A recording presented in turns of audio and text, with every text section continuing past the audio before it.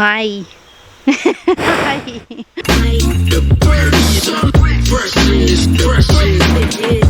Hi and welcome back to our channel. This is Sham Shack Travels. We are currently on our way to Walpole, New Hampshire to Great Brook Farm Sugar Maple Shack and Farm, and they are a harvest host. We are on the way. Some reviews said that there were some areas with low bridges, but I think we're avoiding that on the route that we're taking. We're heading up from Keene, New Hampshire. We are making our way up from Rhode Island up to New Hampshire, and then we'll also be going up to Vermont after one night stay here at the Harvest Host. This will be our first time staying at a Harvest Host, and it sounds like Dave, the host, is really friendly, and hopefully we should be able to get a tour of the sugar house and all of the operations that go into making maple syrup. And of course we'll want to support their business and pick up some maple syrup. We are from Vermont, so we love ourselves some maple syrup. Sean actually sometimes will eat the fake corn syrup kind, which is blasphemy for Vermonters, but I love the real maple syrup. And if you've never had it before, definitely make your way up northeast and get yourself some real maple syrup. We are about 45 to an hour out from the Harvest Host, and it's looking like a quaint middle of nowhere type of drive in New Hampshire. I'll keep you updated if we do run into any of the low tunnels. We're probably under 11 feet with our trailer, and the review said that it was 12 foot 5 inches, I believe, in the area, and I think it was Route 123 coming from north. If you are checking out this Harvest Host, maybe take a look at the route and make sure that you are able to fit within that height.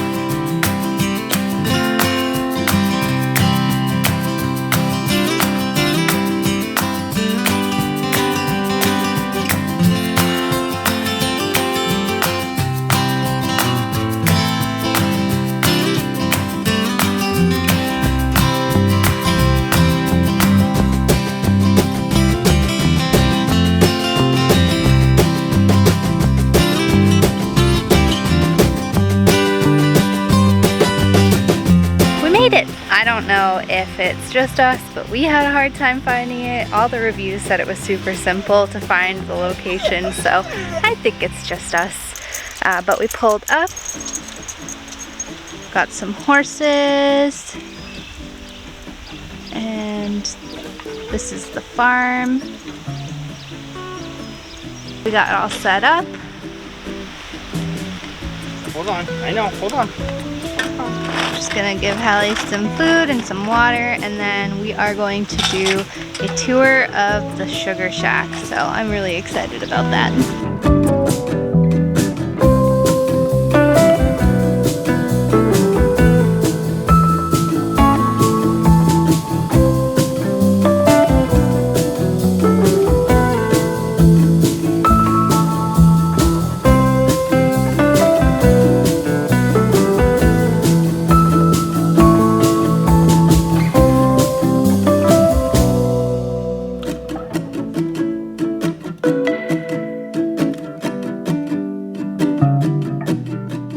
Dave Westover. I'm one of the partners of Great Brook Farm Sugar House in Walpole, New Hampshire. I married a farmer's daughter many years ago. The farm actually goes back to 1761, prior to the United States actually being formed. And the farm has gone father to son 9 generations. It's actually one of the oldest standing family dairy farms in the whole United States. And one of my sons and I do the maple syrup producing, and we're at the mercy of Mother Nature like growing anything else, and if Mother Nature cooperates, we have a very productive maple season, and if the weather conditions aren't quite perfect, we don't do quite as well, but at the end of the day we wash everything up and get ready for next year. So we joined Harvest Host this time, well actually the spring of 2021. We had 57 guests last summer from all over the country. And I think you're the 8th or 9th guest we've had this year, and we really enjoy sharing the story and answering questions that people have in terms of how maple syrup is produced. So we appreciate you guys very much spending a night with us. Thank you. Cheers to our first harvest hosts. We're gonna enjoy some downtime with our whalers beers, some chips, and a view of our horse. It's crazy the evolution of how the old timers used to, do maple sugaring into what they have now. It's kind of just like anything else, things evolve, but it's pretty crazy. I didn't record much of it just because I wasn't sure if he would be comfortable with that. I showed a clip of the timeline of different taps that were used. They used to use wooden taps and they had bigger holes, and over time it's really just gotten smaller and better. And I learned a lot about how sap is tapped, or how the trees are tapped to get sap, and how if you use the same tap more than once, you have to make sure it's completely sanitized, because the bacteria on the tap will actually heal the tree faster if you use it 2 seasons in a row without having it sanitized or swapping out for a new plastic piece. Many of the modern providers these days use tubing rather than tapping into buckets, but I did think it was really interesting, and I believe he said they have 40 buckets on the property, and then the rest is tapped with tubing. Yeah, I don't know if he mentioned this when he was talking to the camera, but the grade of the maple syrup depends on the weather, right? The light and like dark colors and what it exactly means and how it translates into the grades of each maple syrup. Basically, it depends on the time of year. How much snow cover you have. I think the lighter colors are earlier in the year, there's more snow cover, and as you progress through the end of the maple sugaring season, that's where you're getting the darker because you're having to boil it longer. But yeah, it was really fascinating, and he threw out a fun fact. For every 1 gallon of maple syrup that they make, it requires 40 to 50 gallons of sap to boil down to 1 gallon. It's definitely a lot of work and a lot of effort goes into it, a lot of time, and he was also showing what can happen to the lines, especially from squirrels and sometimes deer. There's often holes that they have to repair, and they need to replace the lines anytime a squirrel bites through. So I'm sure it's a lot of work, and I am so appreciative that he took the time to do that tour for us and give us a little bit more information about how it works. It's really cool. We're gonna keep it simple tonight just because we've been going out to eat most nights that we've been traveling. So tonight we're just going to have some hot dogs on the outdoor griddle. We are staying at Ricker Pond in Groton, Vermont, and that is a state park, so it doesn't have any hookups, I don't think, so we may need to kind of fill up. We have some water in our tank just so that we would make it through the harvest host, but I do think we'll need to fill it up a little bit more once we get to Groton as well. We won't have electricity hookups, so we'll try to kind of spare the battery life and use as little electricity as possible while not kind of sitting in the dark. So we'll see how that goes. This is the first time we're ever staying overnight anywhere without hookups. Yeah. I know that a lot of people boondock a lot of times. We don't really have any generator or solar hooked up at the moment, so we're just kind of relying on the battery and what water we've put into the tank. It'll give us a good first taste as to how long that lasts and what we can do to kind of preserve energy and have more camping style camping. We do look out that we have this outdoor kitchen. Some harvest hosts won't let you use anything like this, but this host does allow slide outs, and I assume they're okay with us cooking outside, but we could have cooked in the kitchen. It does look like when you use the app for Harvest Host, it will tell you what the host is okay with, but you can always ask as well, and this one was pretty lenient, so I'm excited that we'll be able to use the slide out just because it is really cramped when the slide is in. So this at least gives her more so because she sleeps on the floor of the camper. And by her, I mean Hallie, who is sitting right beneath me. It'll give her a little bit more room to live. Hallie likes to bark at the horses. You're not supposed to bark at them. You're the visitor. Don't be rude. Pretty girl. Boondocking. We're about to play Ticket to Ride. For those of you who don't know what that game is about, it's about trains. It is. You have a board here, and essentially you have some tickets, and you're trying to complete those tickets. The more tickets you complete, the more points you get. Game ends when someone runs out of trains or someone hits 100, right? Yes. Points? Yeah. So. And we do kind of have to play while there's still enough sunlight coming through, and then I think we can either turn the light on or we do have some flashlights. If you boondock often or use harvest hosts a lot, tell us what you use, like what's your ideal setup.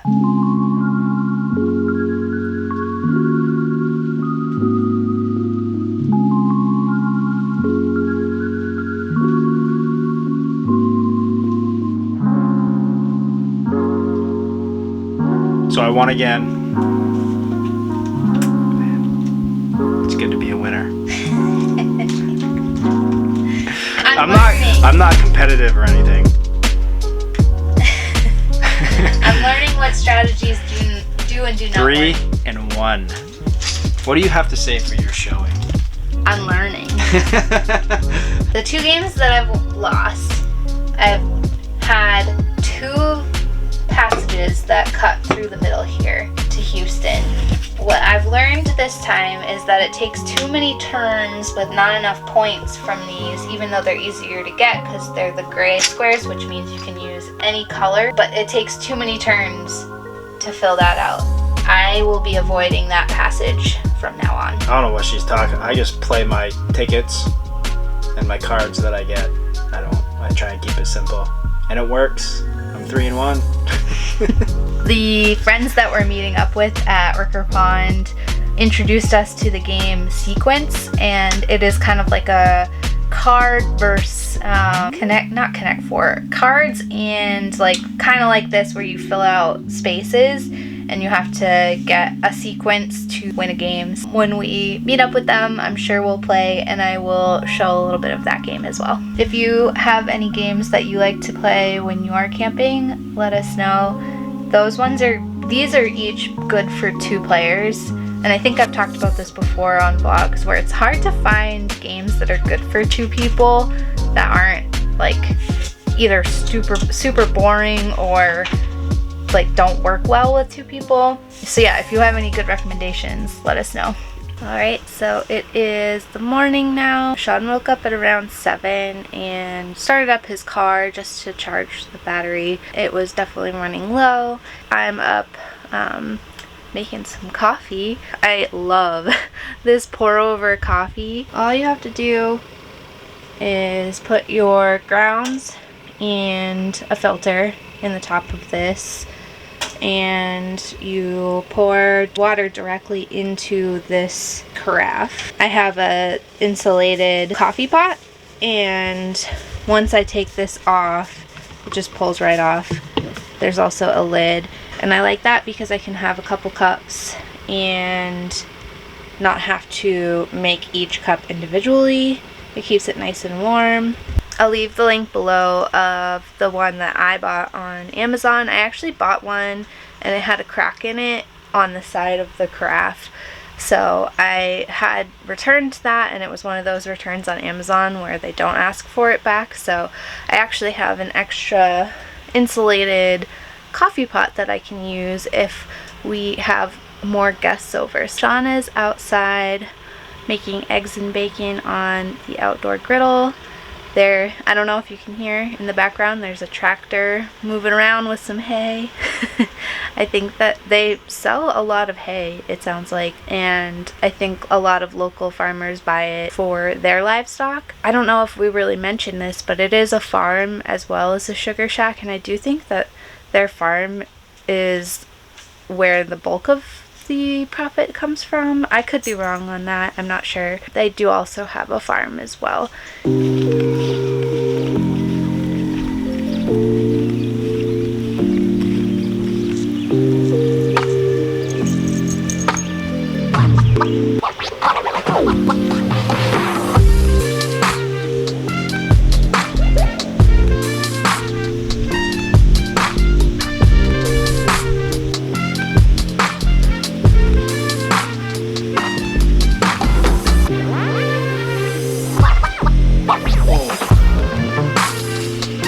Dave was saying that ideally the sugar shack will be at the end of a hill so you can kind of collect all of the sap as it goes down with gravity through the tubing, but they unfortunately don't have theirs at the bottom of the hill. So I think, I could be wrong, but I think this is where they collect it. And you can see some of that tubing there that goes to here. And it is kind of at the base of a hill. I believe they use this field either for livestock or maybe for hay. I'm not certain.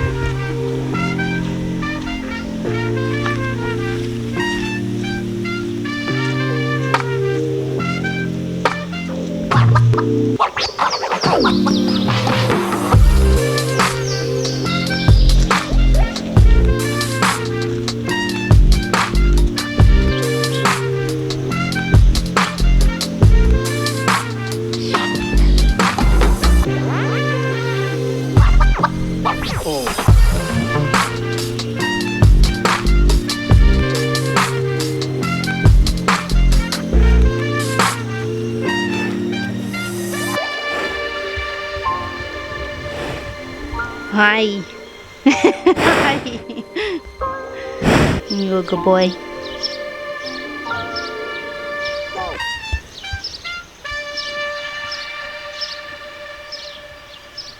Alright, it's time to say goodbye to Walpole, New Hampshire and our gracious harvest host. Our next stop, I think we're going to try to stop by the Vermont Country Store. It's close by, and I know that's kind of a staple for Vermont travel. It's basically just like a gift shop, but it's pretty big. I've never been to it, but I think my mother-in-law has been to one location. I think they have a couple, so we'll check that out and maybe pick up a little tchotchke or two. Bye, horsies!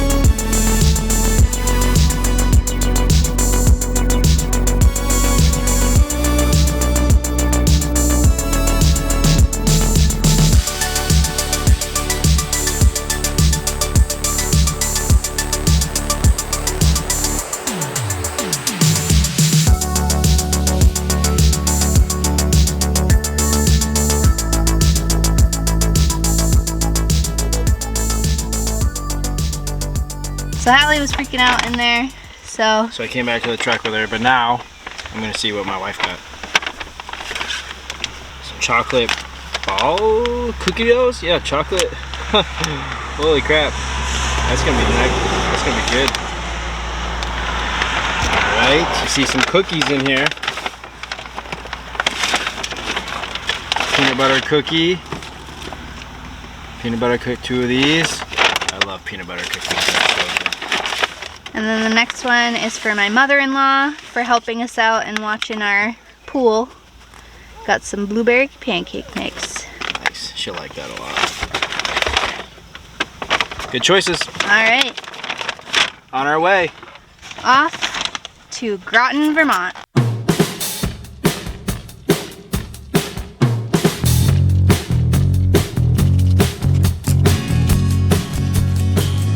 So we arrived to Ricker Pond and we got set up.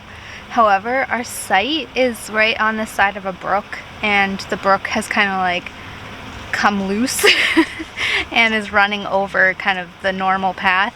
So our site is basically a giant puddle, and if it was just Sean and I, that wouldn't be a big deal. However, with Hallie, like, we like to put her on a long leash and let her hang out outside, and I really don't want her covered in mud the whole time we're here. So Sean just went to see if there are any spaces available, and there aren't. So I guess we're going to just be hanging out in a swamp. Fun times. Luckily, our friends are going to be here, so I think we'll probably just hang out at their site and just park our RV at ours. This little brook is where the problem lies. And where Sean put these logs here, it was running all down here into our site. And so the whole thing is just kind of a puddle. But since he put that in, it already looks a little bit better. So hopefully by tomorrow, maybe we'll have a dry site. Alright, so the plan now is, since we weren't able to switch site, I'm just going to have some of my leftovers from one of the restaurants, and that is because we ended up switching from the fridge, the main fridge, over to just the mini fridge that's in the outdoor kitchen. We were draining our battery pretty quickly when we were at the Harvest Host, and so hopefully by just using the small fridge, it should have a longer battery life as opposed to running the big fridge. So our leftovers were not able to fit in the mini fridge, so that is what's on the menu, as well as some of the drift seltzer from Whaler's Brewery in North Kingstown, Rhode Island.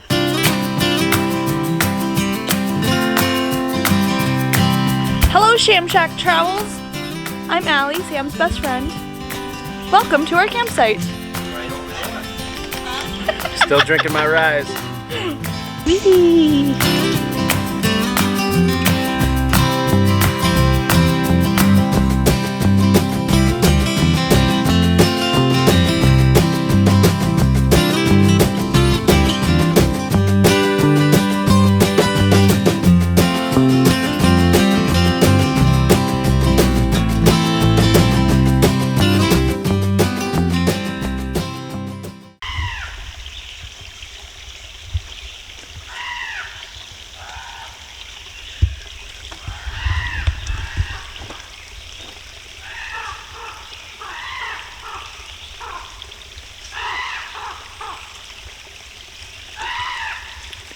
I think it's crows. But what is that bird? We actually had a bird like that near our backyard, and it's kind of interesting to try to enjoy reading a book outside when there's a bird screaming. But there seems to be more here. At our house there was only one. So let us know what that bird is. So this is Ricker Pond.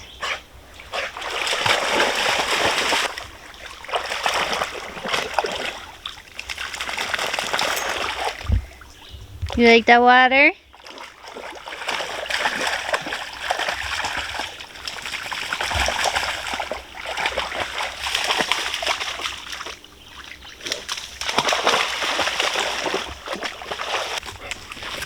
You stay away from me.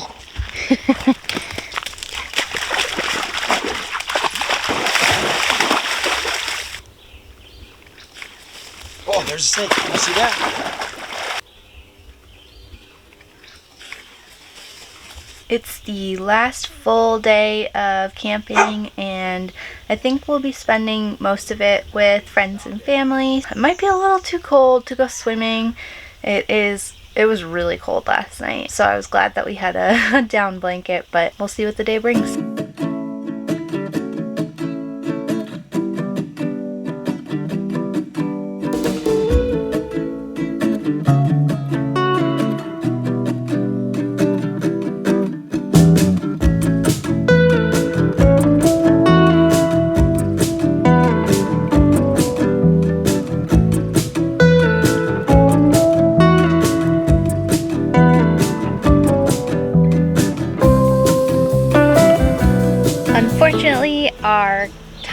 camping has come to an end. Sean is just finishing up with the dump station, and Hallie and I are lucky we get to stay in the truck. We are heading back now to our home. Our week-long vacation is over, sadly, so we will have to go back to work. If you like this video, give it a thumbs up and let us know to continue doing some of these. If you like the kind of campground reviews, I would love to do more of these, so just let us know.